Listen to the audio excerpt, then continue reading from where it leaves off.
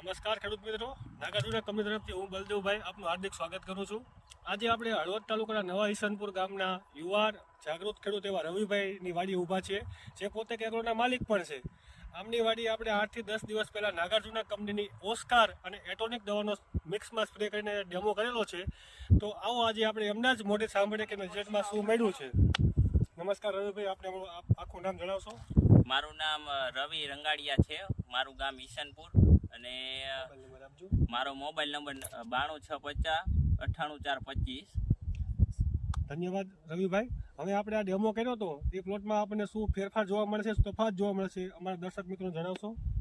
આપણે આ જીરામાં નાગાર્જુન કંપનીનું ઓસ્કાર અને એટોનિકનો ડેમો કર્યો હતો, જે 8 થી 10 ચડિયામાં કર્યો છે અને ઘણો બધો તફાવત જોડશે. આ તફાવતમાં શું છે? તફાવતમાં જીરું કલરમાં છે અને હાઇટમાં છે અને લીલા ચરમાના છોડવા નથી દેખાતા, અને આ સાઈડ નતો કર્યો એમાં ઘણા છોડવા જાય છે લીલા ચરમાથી, અને હાઇટ પણ નીચી છે અને કલરમાં નથી.